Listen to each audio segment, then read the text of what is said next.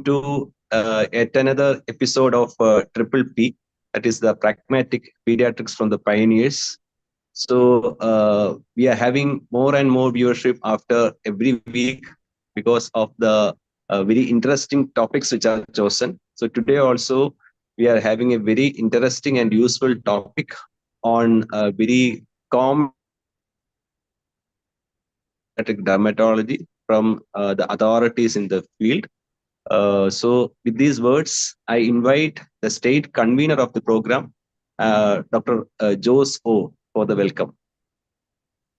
Thank you, Krishna Mohan. Good evening to all.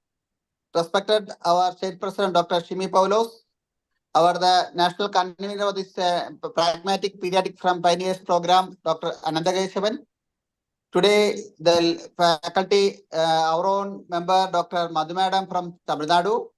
And today, the chairperson, none other than Smita Murali. And our state convener of the program, Dr. M. Narayanan. State coordinator, Dr. Balajendar. Our State Secretary, Dr. Krishna Mohan, Sastra, Dr. Ranjit, and all the seniors who joined here, as Dr. Krishna Mohan mentioned. And this is one of the pioneer program of IAP Kerala is concerned. We were conducting every second Friday, every alternate Friday. We are conducting a program for very useful for general practitioners for the day-to-day practice concern. Last week, we conducted the program on neonatology that was very much appreciated by all of the members. Every program was very much appreciated and our viewership is also increasing on day by day. And today we are assembled to have another episode of our program and another diagnostic dilemma in pediatric dermatosis. As you know, the pediatric dermatology issues that always dilemma for practicing pediatrician concern.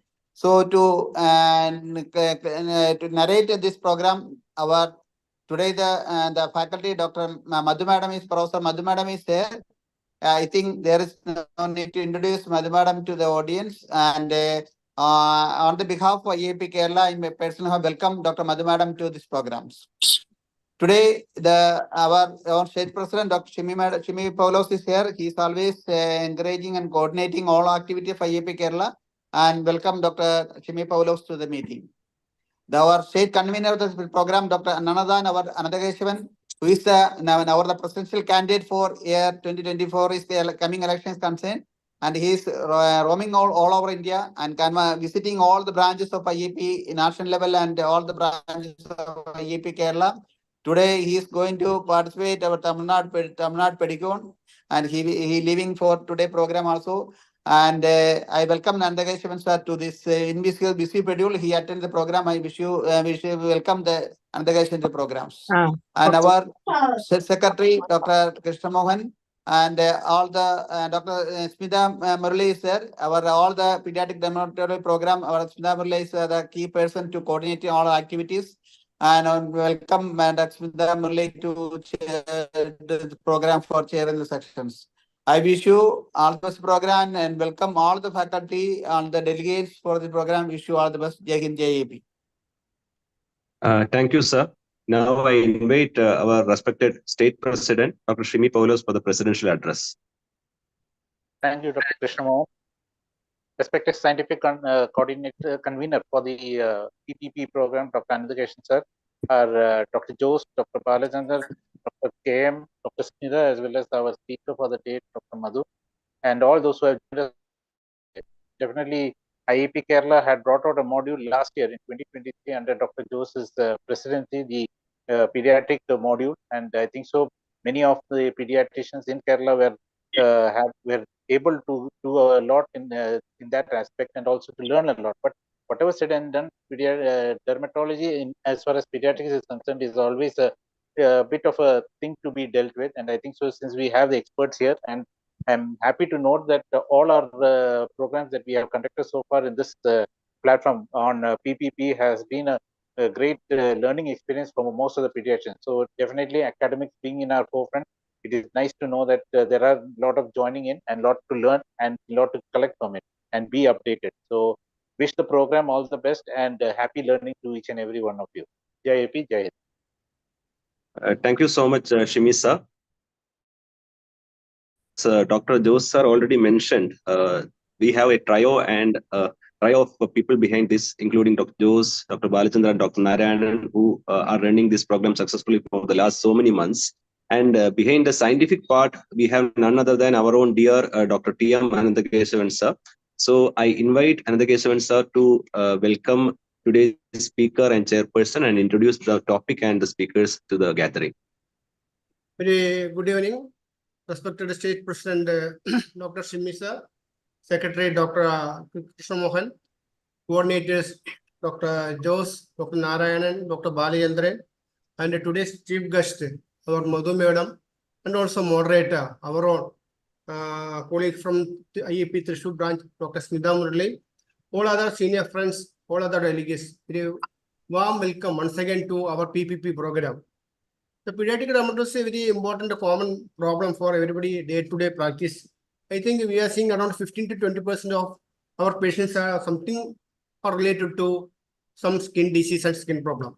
In a medical college setup where I am working, we are seeing so many cases of skin diseases directly or indirectly related to so many systemic diseases.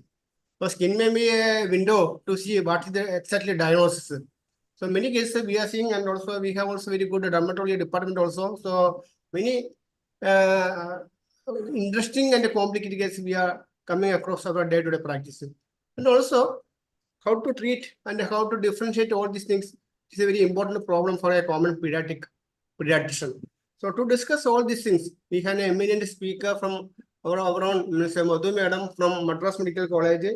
Madam has MD Dermatology and she got a DCH and MNAMS.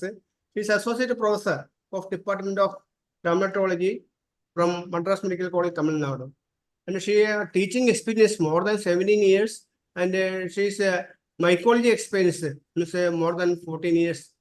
And she got many publications. She is author of 5 books and written chapters in 17 books and many articles, more than 40 articles in different journals. And she also received many awards, Best Doctor Award, Government Stanley Hospital, and also she got IADVL President Appreciation Award in 2017, and award certificate of service appreciation from Madras Medical College, and a District Collector's Appreciation Award in August 2023, and also Professor Sandamil Selvi Award in Dermacon 24. So she is a very eminent speaker, academician, and also she is a coordinator of SIG, recalcitrant dermatophytosis, a reviewer of Indian Journal of Dermatology, Indian Dermatology online journal, and also she got an area of interest, dermatophytosis and deep mycosis, pediatric dermatology and leprosy. So we are lucky to have a pediatric dermatologist here to moderate this session. Our own Smita, she is from Thrissur only, and she's at present she is working in Kundangulam Taluk Hospital near Thrissur, and she is also a chapter president of IEP Dermatology Division of Kerala branch, and she is also very academician. And with these few words, I invite Dr. Smita Murali. Murali is her husband, chest physician, professor of pulmonology from Government Medical College Thrissur. So I invite Smita Murali to start the scientific session. Over to Smita. Thank you very much, sir. Thank you for the kind introduction. Respected Shimi sir, President, Secretary Krishna Mohan, respected Anandakeshwan sir, and Jose sir, and members and the convener PPP Narayanan sir and Balachandra sir. So coming to the session, we all know that pediatric dermatology is a very important part of our private general practice, and we see a lot of dermatology cases. But during our PG time, we get very less exposure to dermatology. So when I go and take classes, there is such a demand for our dermatology talks that even the pediatric dermatology workshop which we conducted in IAP Pedicon Kochi, it was such a huge success. We had only 40 and we got around 20 plus registration for on the day itself. So that was a very huge success, and the demand for our workshops which we conducted last year as a part of the presidential plan, it was like a huge hit all over the districts where we had conducted it. So we know that pediatric dermatology has a huge following in all practitioners. And Madhu ma'am, introducing Madhu ma'am, sir has told all this thing of Madhu ma'am, but what we know is she's such an excellent teacher, and ma'am was a part of our dermatology workshop in Pedicon, and it was such a huge success. The trio of Vijay Bhaskar sir, Anandan sir, and Madhu ma'am, they were such a huge success there, and they are a very leading doyens of pediatric dermatology in national level. So they are the ma'am is a pioneer in pediatric dermatology, and we are indeed very honored to have you, ma'am, with us to enlighten us on this diagnostic dilemma in pediatric dermatosis. So I welcome you wholeheartedly, ma'am. Thank you for inviting this our invitation, and thank you very much for being with us today. Over to you, ma'am.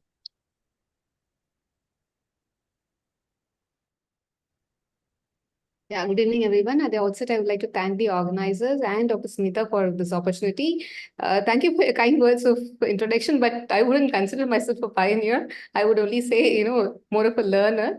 And as already said by sir, I mean, you all know that, it's almost 20, it's in fact even more than 40% of children who come to the OPD can have problems in dermatology.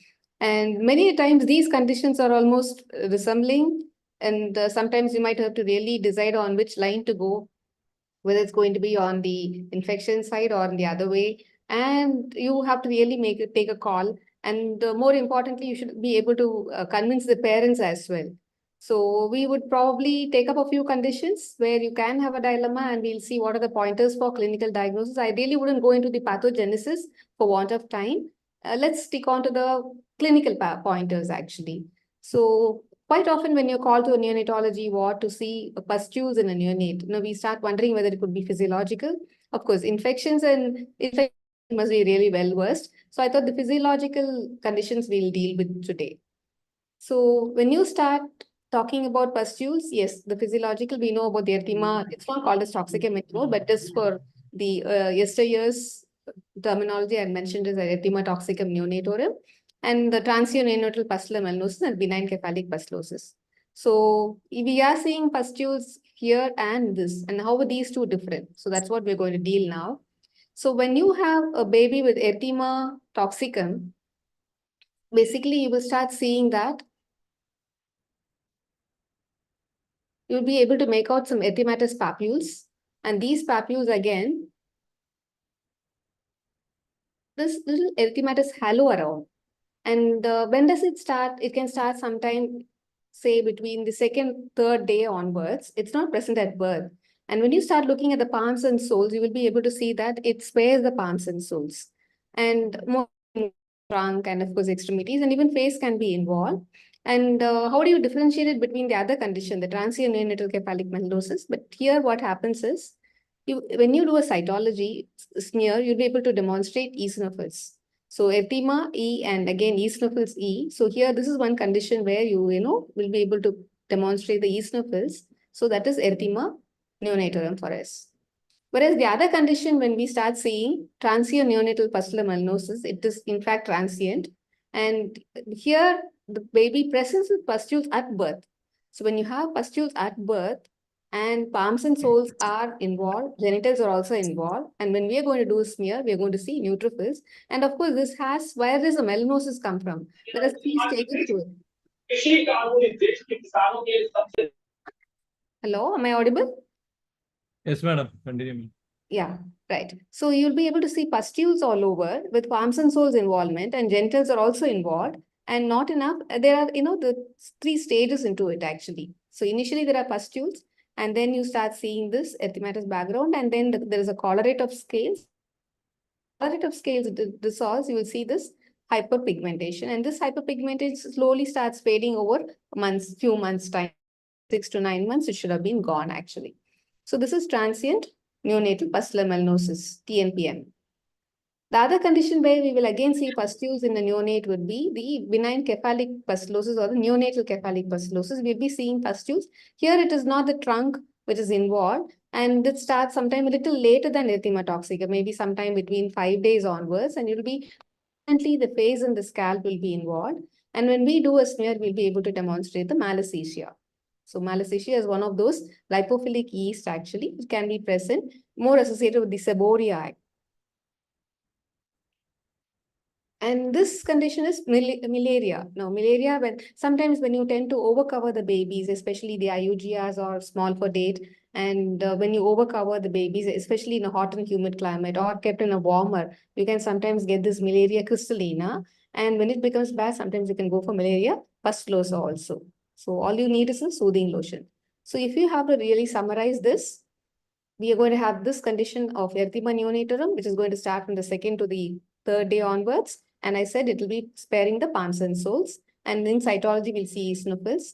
Whereas in TNPM, it's going to be present at birth. Palms and soles are involved. There is no erythema here. But whereas here, we see an erythematous halo actually.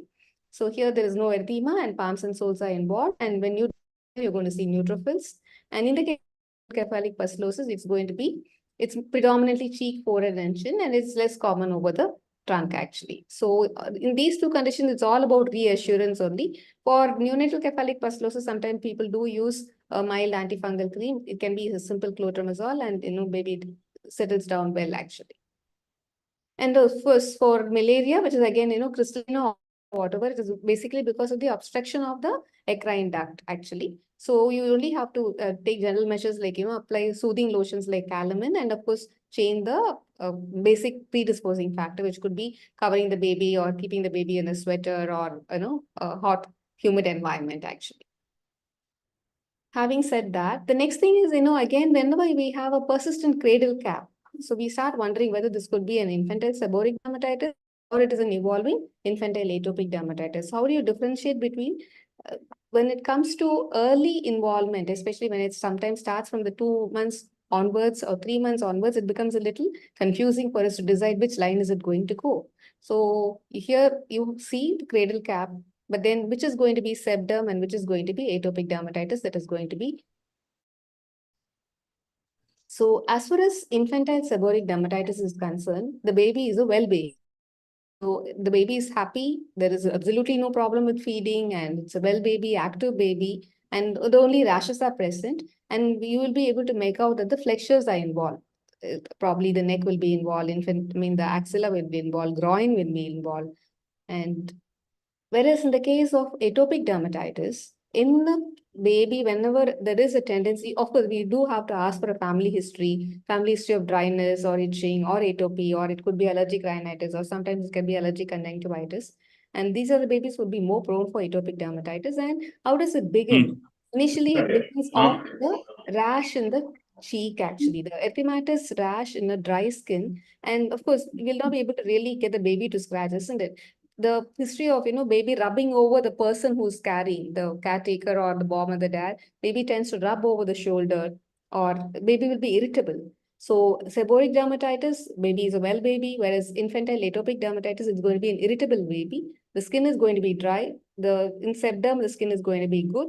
And more often the itching, irritable baby. So that is something which we have to see. And sometimes when it starts in the cheek, and then you can start getting those oozing lesions as well.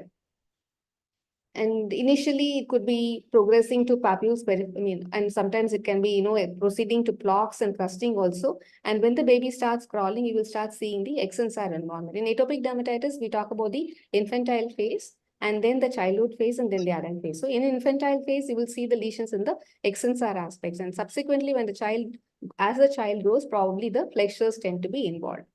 So here you see the extensor involvement. Please see how dry the skin is, and you'll be able to make out these crusted plaques actually. So as far as treatment of atopic dermatitis is considered, most important thing is to counsel. You have to tell the parents how well it is important to take care of even the simple things like, taking bath and choosing an emollient, choosing the proper cleanser, all that matters. And more importantly, we'll have to tell them that this course is going to be long. So we have to tell them about the aggravating factors.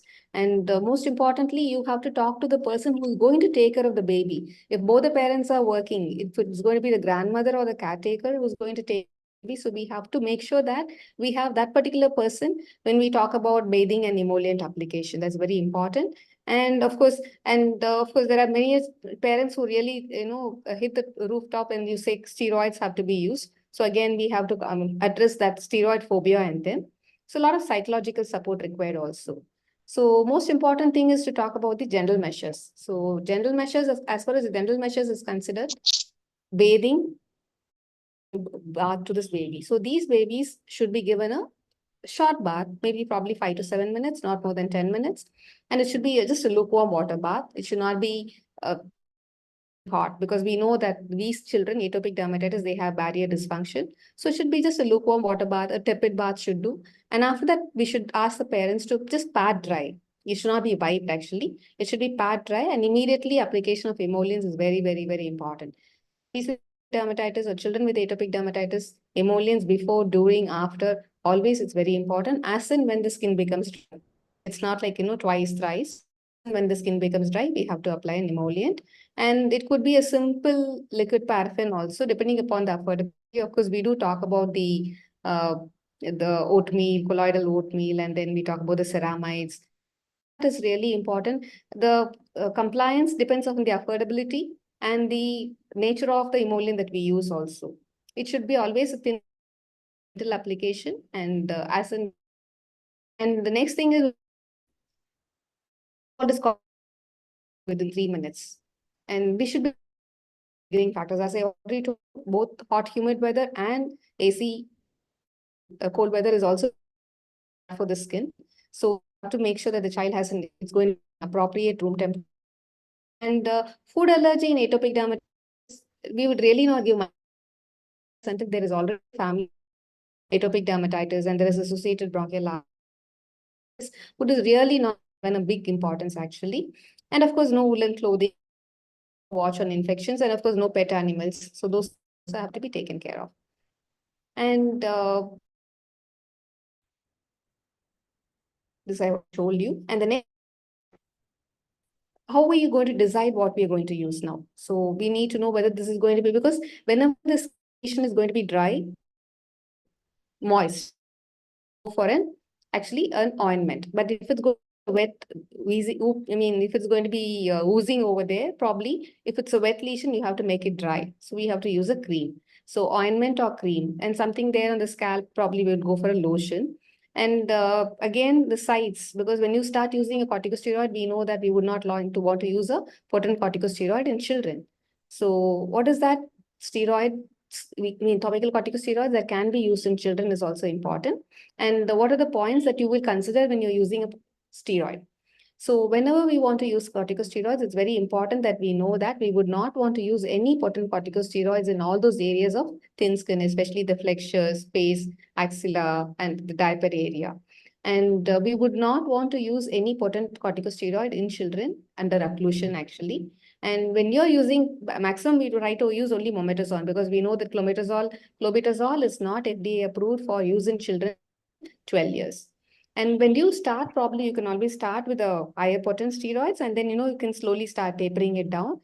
So if you have a baby with infantile atopic dermatitis, so from 3 months to 2 years onwards, we would like to use desonide, hydrocortisone, or fluticasone. And it's going to be about 2 years, probably you can go for mometasone. And more than 12 years only, we talk about clobetasol, especially when you start getting those thick plaques. That is, in fact, more often clobetasol and halobetasol come into the picture only for those children with psoriasis or palmoplantar psoriasis, probably not for atopic dermatitis. And when you start using desonide or hydrocortisone, you can use it twice daily over a period of 2 weeks, and then you can start tapering it to once daily. And by the time we can start introducing a topical immunomodulator like tacrolimus or pimecrolimus. And subsequently, once it settles down, we can start tapering the corticosteroid to just twice daily, probably a weekend therapy of Saturday and Sunday. And studies have shown that once the lesions start healing also, if you tend to apply the fluticasone over the healed lesions, probably you could start, you can push away the relapse, keep it away for a longer time, and probably you could, make sure that it's not a very bad relapse if at all it occurs also. And of course, whenever there is an infection, probably you could go for an antibiotic steroid combination, not otherwise actually. And which is the one which is going to be FDA approved for use in children. The 0.03% formulation is FDA approved for children less than 12 years old, and for those aged 15 years. And the 0.03 tacrolimus is what we use because it is good for moderate to severe atopic dermatitis. Pimecrolimus, yes, it's one thing is 1% pimecrolimus is being used, but then of course cost effectiveness is not great with pimecrolimus because it's supposed to be a little more costly and it can be used only for mild to moderate atopic dermatitis. And these days people have started using crisaborole. Again, crisaborole also probably the efficacy is not great when you compare to the cost factor that is involved actually. Mild to moderate, yes, crisaborole is being tried also. So, but if there is going to be an extensive involvement, systemic, and baby is itchy, and the quality is disturbed, and that is the time you always, refer the baby to your dermatology friend and let them take care of using corticosteroids and other immunosuppressants actually. We always have to take care of the associated infections. That's very, very important because, we know that staph overload is going to be there. These children with atopic dermatitis, there is barrier dysfunction. They can be more prone for infection. So we should have a watch on any predisposing factors or arising infections as well. So apart from that, of course, antihistamines is always very important. When the child is really irritable, we can go for a sedative antihistamines. Otherwise, non-sedative citizens should do. This was one particular study, way back in 2014, and there have been a couple of other papers also. Like when you have a baby born in a family of high-risk atopic dermatitis, probably father or mother, and the elder sibling is also there, would you want to apply emollients from birth? Whether that is going to be a good factor primary prevention. Now, this paper says, yes, you can start applying emollient from day one, and that is definitely going to help in primary prevention. There are, of course, papers to say, no, it's not useful also. But I feel probably when you have already experience with atopic dermatitis in the family, it would be worthwhile to choose an emollient from day one, and probably that should definitely help in the prevention of atopic dermatitis in that particular baby. So having seen these two conditions, now the next common thing that we always come across is when a child comes with scabies and then the other children who present with insect bite hypersensitivity or the papular urticaria. So how are you going to differentiate between these two conditions now? So here we are able to make out some papules, some vesicles actually. The typical description for insect bite hypersensitivity is going to be papules surmounted with a vesicle. And when they heal, they typically heal with hypopigmentation with a hyperpigmentation ring actually. Hypo surrounded by a hyperpigmentation. That is quite often an indication that you can say, okay, fine, this child has a mosquito bite allergy. But the problem would be you could never and ever convince the parents that your child has insect bite hypersensitivity, rather a mosquito bite allergy. They say, all of us are there, and why would my child alone have a mosquito bite allergy? Or they might say, we do not have mosquitoes also. But it's a question of, it's not 10 mosquitoes biting and the baby has so many lesions. It is that hypersensitivity phenomena. So even with one single mosquito bite, the child can have a hypersensitive phenomena. So how are we going to differentiate this condition from scabies? So of course, when it is a classical scabies, there is no problem. Of course, the web space is involved and we'll be able to say genitals are involved. But sometimes we do not have a classical presentation of scabies always. So by and large, insect bite hypersensitivity, we tend to see it more often in the forearms, probably the lower aspect of the arms and forearms, and the legs probably from below the knee onwards. But sometimes when the hypersensitivity reaction is very bad or the child is kept unrest in the daytime also, most often, and that is the time you start seeing these lesions over the trunk as well. And the itching in scabies is going to be different from the itching in insect bite hypersensitivity because in itching and the scabies, we know that this is predominantly a nocturnal itching. So even if you have one or two papules near the umbilicus or few papules in the thigh or few papules in the elbow, leave alone if the web space is not involved, and family history of scabies and the nocturnal itching would point towards scabies. For insect bite hypersensitivity, again, we can always ask whether there's a history of atopy in the family. That can also be one of those factors. And in fact, studies have shown that these children with insect bite hypersensitivity, usually they outgrow by 7 to 10 years or so, or sometimes even 6 to 7 years. But if it is going to be persistent, maybe they can be more prone for an atopic tendency. So here, right. So this is a typical classical scabies. The other condition here, this was actually Neonatal syndrome, the popular acrodermatitis of childhood. Probably it is, related to many viral infections. It could be present here. There is symmetrical involvement, again, an itchy condition, and usually assurance, and of course, sometimes you might have to go for corticosteroids. So scabies here, and sometimes scabies, when it's present like papules all over, and a neglected scabies or a misdiagnosed scabies can produce a little dilemma in the diagnosis actually. So again, we have to start looking at the palms and soles, which are very often involved in patients with scabies. So how do we treat them? So as far as insect bite hypersensitivity is considered, the most important is again counseling and gentle measures. So these children should be fully dressed after 4 o'clock in the evening. So we should tell them it should be a full sleep shirt and pant, and probably you could have a soothing lotion like a calamine lotion. So that will act as a barrier between the mosquito bite. A calamine lotion can be applied, and over the sites of the bite, you could probably go for either a fluticasone or hydrocortisone, depending upon the severity. Only in the night, you apply it only in those places, and continue the antihistamine for a period of 2 to 4 weeks, be it cetirizine or levocetirizine. And usually the children do well with these gentle measures and when you take care of the new lesion. But then if the baby is going to be, or if the child is going to be having it for a longer time, and those are the children, maybe you could always use apart from a steroid, you could even use a topical immunomodulator like tacrolimus. And as in the case of scabies, this is really well known to all of you. Just to again reinstate whatever has been already, known to all of us. Thing is to explain to the parents about treating all of them simultaneously, and cutting the nails would be the first and foremost thing. When you have a child with 8 years or 9 years with scabies or 10 years with scabies, most important thing is cutting the nails, because nails and the retro or might actually Sarcoptes scabii. So cut the nails, take bath, and after that application of the permethrin cream right from the retroauricular area below the neck, entire body in the night, and then overnight,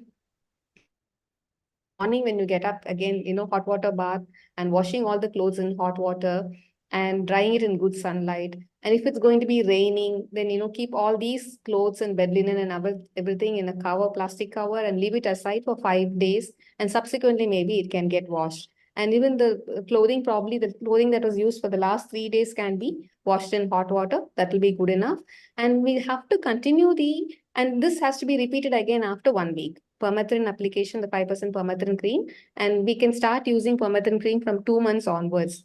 If you have a baby who's less than 2 months old with scabies, then that is the time we start talking about the 3 to 6% precipitated sulfur. So you have to ask your chemist to dispense it actually. But only thing is sulfur, of course, it's a little cumbersome. You have to have 3 consecutive days of application, and subsequently the 4th day only you can give a wash. And the odorous, malodorous, and the color, all that are the disadvantages of sulfur application. And regard to the antihistamine, it wouldn't suffice just to stop off with 2 weeks, because we know that the itching is going to be present continuously for a longer time. And because of the delayed hypersensitivity reaction, probably you have to continue it for 2 to 4 weeks, depending upon the intensity of itching in that particular children actually. Again, scabies. So these papules near the umbilicus are very important for us actually, Marcus. So whenever we come across a hypopigmented patch on the face, it's very, very difficult because the parents are really concerned whether it could be vitiligo or leprosy. That is the first and foremost thing that comes to their mind. And these days, adolescent children also, even 6 years, 7 years old girls, they wouldn't want any blemish on their face actually. So they're very really concerned. So it's very, very important that we have a magnification. Magnification and self-illumination lens will be really great if you're going to look at a hypopigmented patch on the face. Now, what are the conditions that we are going to deal with? We know that it is going to be pityriasis versicolor, pityriasis alba, polymorphic light eruption. These are the most common things that can come on the face in children actually. So if you have a hypopigmented patch, so what is most important is to look at the borders. If it is going to be very well defined, now this we say pencil-like borders, pencil-drawn borders or pencil-like drawn borders. So very well defined a macule or a patch. And then when you try to slightly scratch and get fine brand-like scales. Now pityriasis means brand-like. Versicolor means it can be chromic or hyperchromic, means hypo or hyperpigmented. So these are the children who present with well-defined hypopigmented macules and patches with fine brand-like. That is very characteristic presentation of pityriasis versicolors, which is a Malassezia infection, the lipophilic yeast infection, present more often in either you can have it in the infants or in the adolescents because of the seborrhea. It will be present more over the trunk. So when you have a limited involvement of pityriasis versicolor, just any of the azoles will do. Topical azoles, it can be clotrimazole, meconazole, econazole, ketoconazole, or the later ones like luliconazole, cetoconazole, ibuproconazole, any of them, apply twice daily for a period of 3 weeks. Luliconazole can be applied even once daily, should be fine. And if it is going to be extensive involvement, the trunk is involved. Now, those are the babies, the children who would be requiring a topical contact, short contact therapy of ketoconazole. So when you have an adolescent with pityriasis versicolor, ketoconazole lotion, short contact, again from the retroauricular area up to the arms and over the trunk. And then, after 10 minutes, they can take a bath. And of course, use the topical antifungal cream. And if it is systemic involvement, then probably, extensive involvement, we would want to give a fluconazole, systemic fluconazole, pulse therapy of 8 milligram per kilogram body weight, stat dose. And probably you could repeat after 1 week. So this is to complete it actually for the extensive involvement. And what about the pityriasis alba? Now, the difference between the previous picture and this picture, you're able to make out that the hypopigmented patches are ill-defined. So when you have an ill-defined hypopigmented patch, and it could be multiple also, 3 or 4 on, and that is the condition which is called as the pityriasis alba. More often, it is considered as a minor manifestation of dermatitis, but then it can happen in those children without atopy as well. It's not that whenever we see pityriasis alba, that we should always consider atopy. That's not so. And how do we treat these children with pityriasis alba? An emollient is good enough actually. Some mild emollient, and in spite of emollient, it is present, probably then you can go for a hydrocortisone application for a period of 2 weeks or 3 weeks maximum. Asymptomatic condition again, so it should not be a problem. But when you see a child with bilateral symmetrical, or sometimes these babies, they tend to have a little hyperpigmentation tinge in the center over a hyperpigmented patch. So this is polymorphic light eruption. So this is because of the delayed hypersensitivity reaction to the UV light actually. So here these children will complain of itching after coming back from exposure to sunlight, probably half an hour or 45 minutes later when come back from sports activities also, they can complain of a minimal itching. So that is polymorphic light eruption for us. Again, the use of broad spectrum sunscreen is important, and use of a cap if at all the child has to go for some sports activities. And if it is over the forearms, then, a full sleeve shirts. And apart from that, we can always again go for a topical corticosteroid like desonide or hydrocortisone over the face. And if the itching is very bad, we can always give antihistamines as well. So having seen the hypopigmented patch, now classical HFMD is not a problem at all. We start seeing these clustering of papillovesicles over the knee joints, and it is actually, the problem is we are not seeing classical ones anymore. So classical ones present on the knee joints and the elbows and the buttock, and of course palms and soles, and along with the involvement of the oral mucosa. But many a times we've started seeing, generalized lesions, and quite often people get confused with varicella, whether it could be an atypical varicella. And we all know that the Coxsackie A virus is the most common cause of HFMD. And if the child is going to have severe fever, high-grade fever, and baby is going to be irritable, we have to keep the enterovirus 71 in mind. And that particular HFMD could be definitely a little severe, needing a hospitalization and close watch actually. So when the child is going to present with almost vesicles all over the body, and that is the case, how are we going to differentiate the atypical HFMD from the varicella infection? So again, varicella, we know their lesions are going to be polymorphic. Here it's not so, and no prodromal symptoms, and the baby is absolutely going to be normal. Occasional itching can be there. And treating HFMD is very simple. Only thing is you have to ask the child to refrain from going to school, because this is something which is very contagious. And apart from that, just a soothing lotion should do. If at all there is some URA associated, probably you would want to go for an antibiotic like Eflexin, but otherwise just a soothing lotion should be fine for atypical HFMD actually. So we start seeing these large vesicles like lesions. And of course, apart from varicella, sometimes people even do think about erythema multiforme or Giannotti-Crosty syndrome also. When the child has oral lesions, the mother may not be really aware of the oral lesion. They only say the child is refusing to take feeds. And you start looking at it, probably you could make out some ulcers there. And the head pangina will be more painful. And after older children can have recurrent history. And as far as the systemic ones, of course, people do talk about ribavirin and all that. So sometimes these children, especially young boys in the age of 5 to 10 years, present with some abscess on the scalp, and you start wondering whether this could be just an impetigo abscess, bacterial abscess, or a fungal abscess, which is called as a chirion.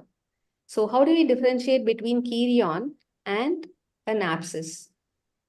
So here, actually, what happens is you will be seeing pustules, a boggy swelling, a swelling which is going to be boggy in consistency, which has got pustules on the surface, and you will be able to make out the broken bits of hair, and these broken bits of hair will be easily removable, like a pin on a cushion. But had it been, again, you will have cervical lymphadenopathy. So bacterial abscess also, we are going to have a cervical lymphadenopathy. But in the case of bacterial abscess, if you try to pull the hair, the child is going to scream. But whereas in fungal infection of the scalp and hair, which is called as a chirion, the inflammatory type of tinea capitis is called as chirion. Here, the broken bits of hair can be just lifted like a pin on a cushion. So that is one tendency we have to, and there'll be a history of tonsure. Or there could be history of playing with pet animals like cat, and probably you could have to look at the cats actually also. Persian cats are sometimes, they're highly known for causing tinea capitis in these children who play with the Persian cats. So chirion, the typical description would be a swelling, which is going to be boggy in consistency, which has got pustules on the surface and broken bits of hair. And if we have the opportunity to do a hydroxide examination, then we'll be able to make out these dermatophytes, which are, the endothrix invasion, wherein we're able to see the spores inside the hair shaft. So what are the other differential diagnoses apart from the abscess? The other types are also there. You have alopecia areata-like type of tinea capitis and the traction alopecia. So whenever you see some patchy hair loss, when it associated with scales, we call it as gray patch. AA type, we have to only do a KOH examination. So these children like traction alopecia and trichotillomania are also important differential diagnosis for hair loss in children actually. So how are we going to treat a child with tinea capitis? So the gold standard will be actually, though griseofulvin is a gold standard drug in the ester years, the duration of treatment varies anywhere between 8 to 12 weeks for good cure. So the easier one would be to use tablet terbinafine, which is a fungicidal drug. And in this fungicidal drug, again, you can go according to the weight. If the child is going to weigh anywhere between 10 to 20 kg, you have to give only quarter tablet, that is 62.5 milligrams over a period of 4 weeks. If the child is going to be between 20 to 40 kg, you give 125 milligrams. So that is half a tablet. And more than 40 kg, of course, if you really have an obese child, again, the obesity is really on the high for all these children after COVID. So if you have a 10-year-old who is going to weigh more than 40 kg, probably you have to go for a tablet, which is 250 milligrams once daily. And the treatment, again, it can be anywhere between 4 to 6 weeks. And apart from that, you also have to use a ketoconazole shampoo or a zinc pyrithione shampoo because the spore load, because topical application of any antifungal creams does not have any role to play whenever there is involvement of hair or nail. So you only have to go for a ketoconazole shampoo, probably weekly twice to reduce the spore load. And in fact, studies have, have been mentioning that you have to treat the carrier state in the subclinical infection in the caretakers as well. So you have to ask them also to use a antifungal shampoo. And of course, we should always stress on no sharing of fomites, no sharing of foams, no sharing of towels, and no sharing of toys also. So this is something which can be really contagious. And sometimes these children can have a little mental turmoil as well. They might want to refuse to go to school. So we might have to address the psychological aspect also for those children with tinea capitis. Now, this is not a very common condition, but I just thought I would, bring your attention to it. I'm not sure how common it is in Kerala. And whenever a child presents with a asymptomatic swelling of, probably sometime it could be the buttock or it could be a limb or sometimes it could be in the trunk. the typical history would be slowly increasing asymptomatic swelling. And most of the times people, the differential diagnosis initially that those will be considered will be a chronic abscess, and recurrent repeated INDs will be done. Or sometimes when this IND is done and then the histopathology would suggest in a foreign body granuloma, and they start giving anti-tuberculous treatment, and that doesn't work. Now, this is one of those conditions which is the subcutaneous fungal infection, which is called as Basidiobolomycosis. Basidiobolomycosis. The histopathology will be the differential will be the clinching diagnosis for this Basidiobolomycosis. This is the fungal hyphae seen. And Basidiobolomycosis, chronic granulomatous subcutaneous fungal infection seen in children. Actually, there is an adult part which is called as the conidiobolomycosis. And basically it starts, mostly all these subcutaneous fungal infections are, inoculation mycosis, where some sort of an inoculation, there could have been a trivial trauma and it goes and sits inside actually. And there could be probably, the theory suggested that there is some sort of a subtle defect in the immunity. So that is why these children are prone for it. But how are we going to diagnose a child with Basidiobolomycosis? The typical clinical picture, once you've seen one case, you will never miss in your lifetime actually, because this asymptomatic swelling would be usually a circumscribed swelling, and where you'll be able to insinuate your fingers beneath the margin. You would be able to insinuate the fingers beneath the margin, and the consistency would be of Indian rubber consistency or a firm consistency actually. So characteristic feature of lifting a swelling or insinuating a finger beneath the margin, asymptomatic swelling with a firm consistency. So that is towards the diagnosis of Basidiobolomycosis. So that this is very important, because many a times these children are misdiagnosed as a chronic abscess or tuberculous etiology, and it becomes a little problematic for them. So how are we going to treat? So once you confirmed with your histopathology, potassium iodide is the gold standard for Basidiobolomycosis. We have to give 40 to 60 milligram per kilogram body weight. Of course, the other drugs that can be given are itraconazole and cotrimoxazole also.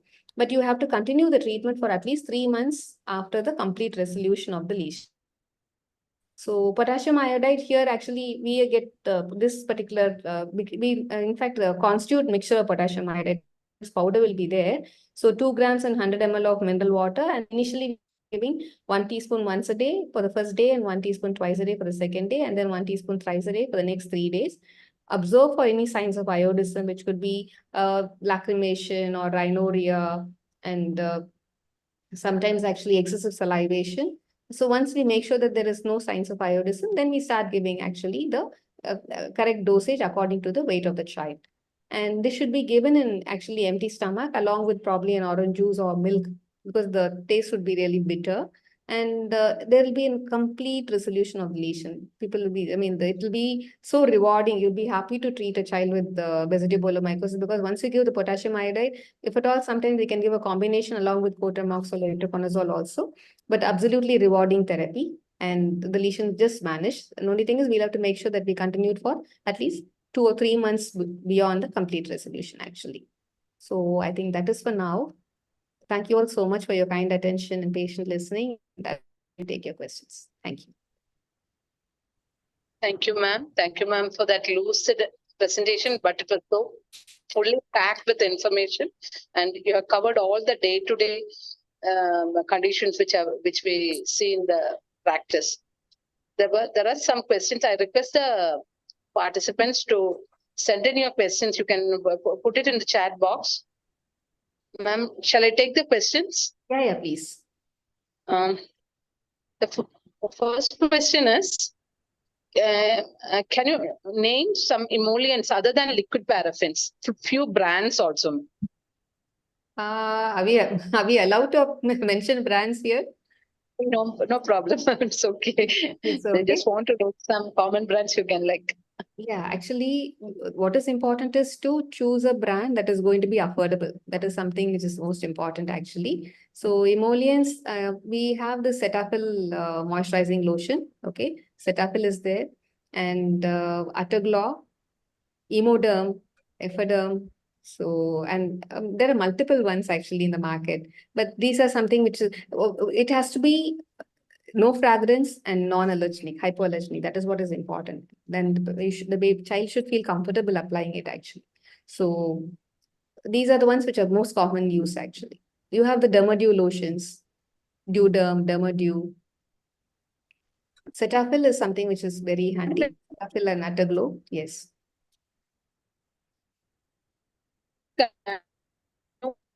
Hello? You're not audible. Hello? Hello?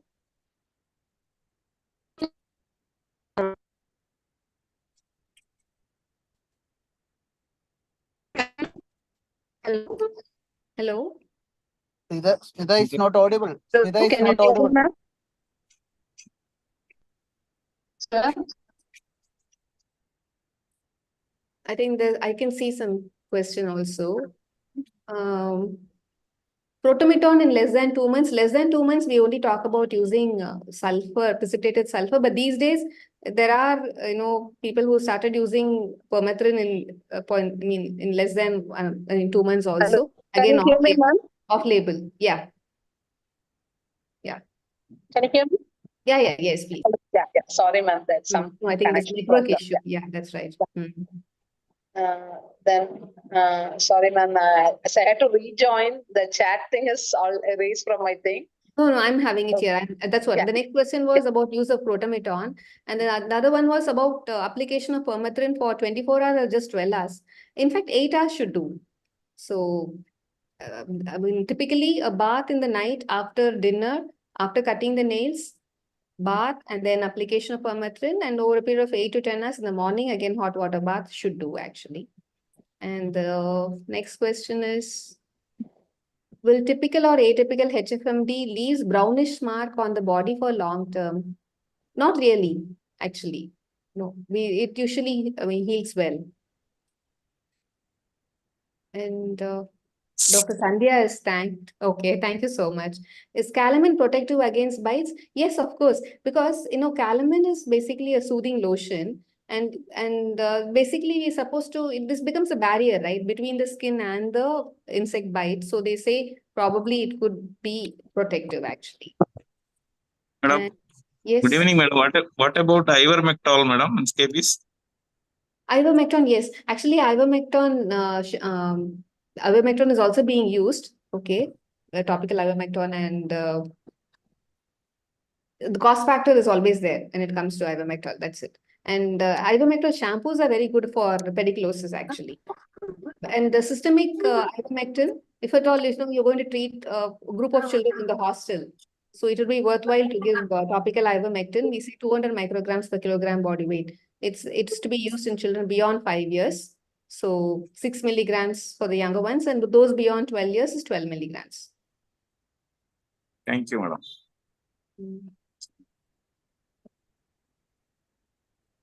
Cow's milk and egg in infantile eczema, and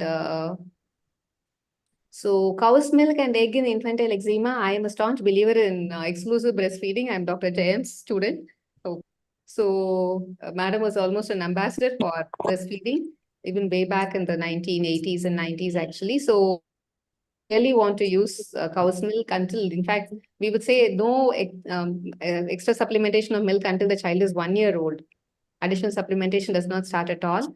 So infantile eczema also, until you have a child who has a strong family history of atopic eczema and associated wheezing and other stuff, only then you start talking about food allergy. Otherwise, usually it should be fine. But the food which has to be avoided in these children would definitely, of course, include milk, cow's milk and egg and soy and wheat and probably sometimes fish also.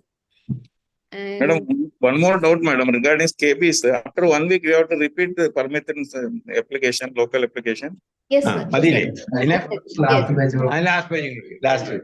1% permethrin, we have to repeat it after 1 week. And in government setup, if permethrin is not available, if we are using GBHC, the gamma benzene hexachloride, that has to be repeated after 2 weeks. And the one word of caution when we're using GBHC would be, we would not want to use it in those children with, neurological seizure disorders. Probably they say the neurotoxicity is supposed to be there. Or when there is extensive irritation or bacterial, pyoderma is there, this can be an irritant. So that caution should be there actually. olden day thoughts of treating first antibiotic with the antibiotic if it infected, that is there or not now? That is not there now. So because permethrin is not a great irritant actually. Systemic antibiotics, and then we can start off, unless until you really have very bad ulcers and pyodermatous lesions, then you have to start thinking actually. Okay, madam. Thank you. Ma'am, can I have two questions, ma'am? Yeah, please. One is you said about the prophylactic emollient in newborns to prevent can we use emollients to all newborns who doesn't have dry skin? Yeah, so basically now is all the mothers these days want to use an olive oil or some sort of an oil or some lotion for the babies. Okay. And by and large, it is not a must that all newborn babies should be having emollients. But then we talk about therapy for a touch therapy, which is supposed to be really, to enhance the maternal mother and baby bonding. And they say massage definitely helps in the child's, the promotion of the neuronal growth, the developmental actually. So that way I feel a moisturizing lotion is good. And just a plain, instead of just having a plain touch therapy of a massage, you have a moisturizing lotion, that will be good. That makes it more soft and supple. So that way I feel we could always have something which can be used from. We usually start talking about massage from probably when the baby is sometimes from 6 weeks onwards. But we do have touch therapy with these moisturizing lotions in preterm babies. Till what age has to be continued? And they usually at least by 1 to 2 years. But after 1 year actually. But if the child is going to have a dry skin, moisturizer use should continue actually. Or it's a family history of dryness is there, we have to continue. Okay. Ma'am, can you explain that pulse therapy for PTS versicolor? I didn't hear that. You said pulse therapy. An extensive involvement or recurrent involvement, which is more often seen in adolescent children or who tend to, play more or who tend to sweat more, the general measures should be taken care of. You should ask them to take bath twice daily in cold water and use only cotton garments. And apart from that, you could ask them to use ketoconazole lotion or the ketoconazole zinc pyridine lotion, which we get. Ask them to apply from the retroauricular areas, the trunk, upper arm, and then take bath after 10 minutes. And this should be continued. And post bath, wipe dry, and you can apply a topical azole. You can apply any of these topical azoles or cycloperoxylamine, that is twice daily. That is for a period of 3 weeks. And when there is extensive, like to give a systemic oral fluconazole, and that is going to be 8 milligram per kilogram body weight. And we can repeat it after 1 week. Okay, thank you. Yeah, thank you, sir. Thank you. A few more questions there. Yeah. How to manage fungal infection of nails? Yeah. Before that, single day application of permethrin is not enough. It's always like to repeat it again after 1 week. And pinworm infestation, enterobiosis vermicularis, I always feel mebendazole is better off. So I'm more comfortable giving mebendazole 100 milligram twice daily for a period of 3 days.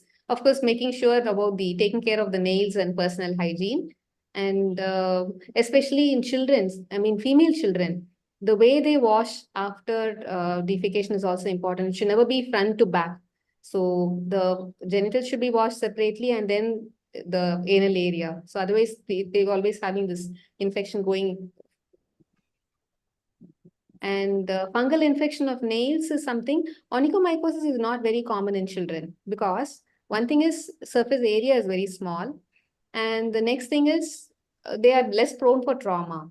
If at all you see onychomycosis in children, it would be either those children who tend to play more, who tend to bite their nails, or sometimes there could be an associated immunodeficiency condition, like candidiasis can be there, or the dyskeratosis congenita, those types. There are the rare ones, or some immunosuppression. I've seen children with leukemias with onychomycosis. And the presentation would be when you start looking at the discoloration and subungual hyperkeratosis. And it is always better to confirm the etiology and then start, because you should not miss out on a psoriatic nail, though a rare condition actually. That can have pitting also. Treatment of onychomycosis, we only like to give because in children, fluconazole should be good enough. Adults with adolescents with onychomycosis, we give the pulse therapy of itraconazole. We give itraconazole for 1 week, a month, and then that can be continued for 2 pulses for fingernails and 3 pulses for toenails, actually. And the next thing is pityriasis alba management. As I told you, emollients. Emollients can be 2 or 3 times a day. And in the night, you can apply hydrocortisone or probably a desonide. And over a period of 2 weeks, usually it's fine. And continue the emollients after that also. Sometimes when there is a persistent pityriasis alba for a longer time, then we tacrolimus also. If there is a break in hostel, yes, we definitely have to give ivermectin. As I already told you, between 5 to 12 years, we can give 6 milligrams. More than 12 years, we can give 12 milligrams itself tablet. And application of permethrin is important, and we have to take care of all the general measures. The clothes should be definitely washed in hot water, and the nails should be definitely cut. In chubby babies, neck folds are reddish, and is it due to fungal treatment? In chubby babies, yes, candida can be there. Occlusion effect, actually. So we have to make sure that these chubby babies are not these powders. Basically, I always feel those children who are given thin foods are going to be more with a more of solute load. They look more chubby. So we have to take care of that. And keep it dry is very important. And you can use an antifungal cream like a simple clotrimazole, but trying to keep it more aerated. That is very important. And coconut oil is believed to be good for neonatal skincare, for massage. Your guidance, yes. Actually, coconut oil, one problem with coconut oil is whether it can invite ants. So that is the main issue. So as far as coconut oil or sunflower oil is fine, but olive oil, literature shows that olive oil is not great, and it is supposed to be more tendency for allergic can be there. So we prefer to avoid olive oil. Though in the market, olive oil is promoted, it's not good for babies. Better to go for sunflower oil or coconut oil. Only thing is you'll have to make sure that it should not be too much of an application, and you should be careful about the ants as well. And application of oil before bath. That is one problem.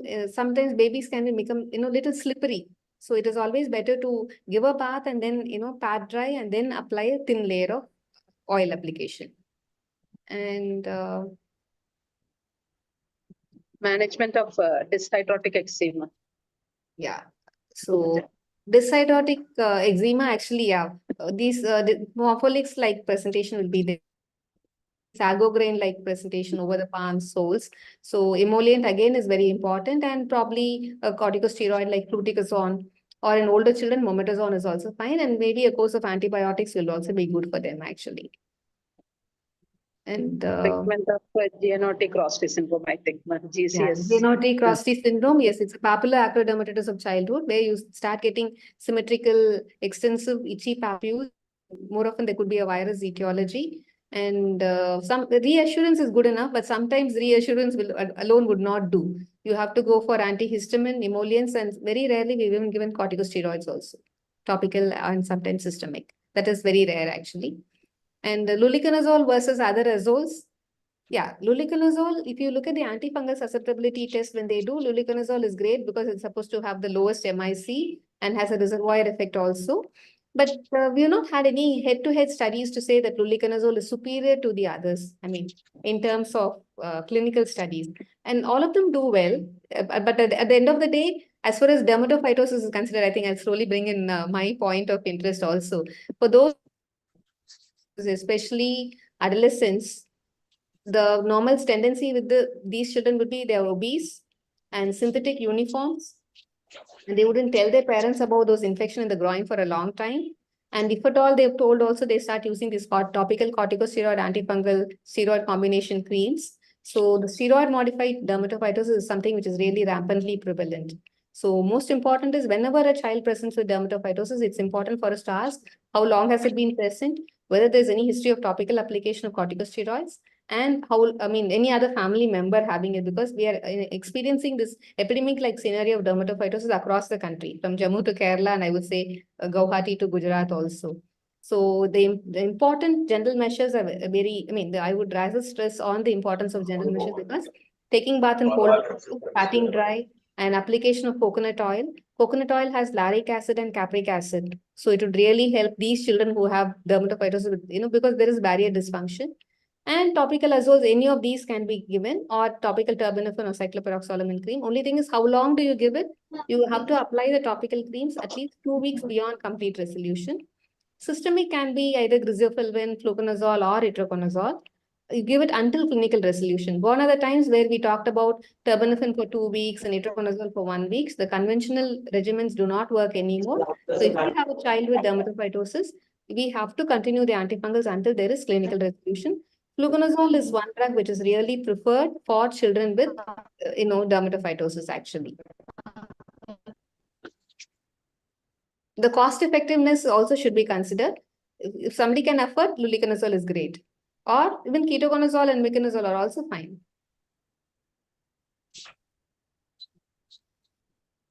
Disease associated with atopic dermatitis, need for considering herpes and need for acyclovir. Acyclovir, see, the Kaposis varicilliform eruption can be there whenever you're talking about, atopic children who are, more prone for these viral infection. You have to do confirm your etiology, do a ZANC and confirm herpes, and then that is the time we start giving acyclovir. It is a Any herpes other simplex actually, yeah. Ma'am, please continue. Yeah, you were telling something, ma'am. Sorry. No. Kaposis varicilliform herpes simplex infection. So accordingly, we have to give the acyclovir actually. Potassium iodide treatment can start tedious. For a whole 5 days. Potassium iodide, we start initially 1 teaspoon once a day, then make it 2 teaspoons twice a day. Then 1 teaspoon 3 times a day for the 3rd day, and then probably for 3 days you give it. And then after that, we can start using the regular dosage according to 40 milligram per kilogram body weight. And from what age we can use luliconazole? FDA approval is beyond 2 years. The tinea corporis and cruris. Tinea pedis, it is beyond 12 years. But this application, why it is not less than 2 years or it is beyond, probably because, we do not have studies. So that is it actually.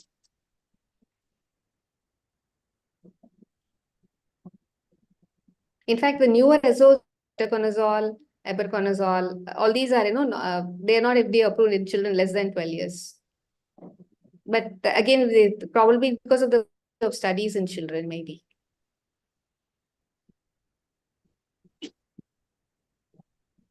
Purushothaman sir, if you're there, Balachandar sir has invited you to comment, sir.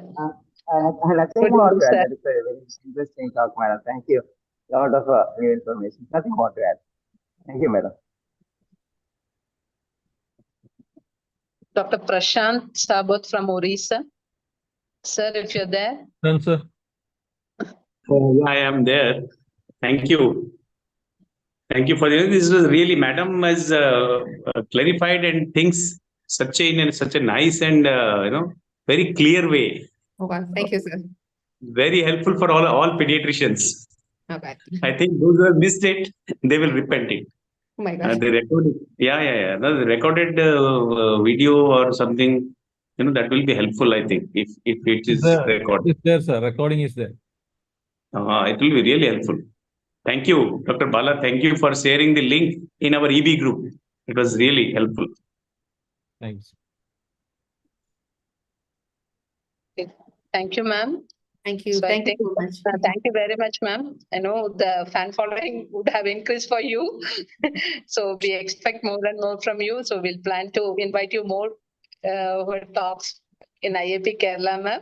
Sure, Thank you very much for taking time out of your busy schedule. I know I gave you a very short period to prepare this, and you are very cooperative. Thank you very much, ma'am. Thank you very much. Thank you so much. Thank you for the opportunity. A pleasure to be all with you. Thank you. Good night. Good night, everybody. Yeah. Good night. Bala, sir. Bala, Just a minute, ma'am. For the vote of thanks, as the office bearer, I would like to thank Madhu ma'am for accepting our invitation, and as Dr. Smita said in a very short notice, actually to get a good pediatric dermatologist for talks like this is very difficult. I know the trio from Chennai, we have the trio from Chennai. Other than that, very difficult to find out our upcoming Smita is there in our state. Otherwise, very difficult. So thank you, ma'am, for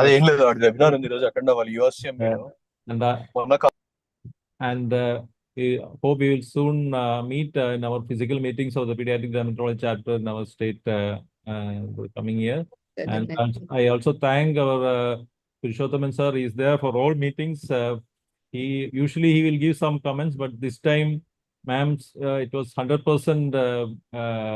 There is no fault. That is why sir has not told anything. Otherwise, sir would have given some comments about that. So thank you, Purushothaman sir.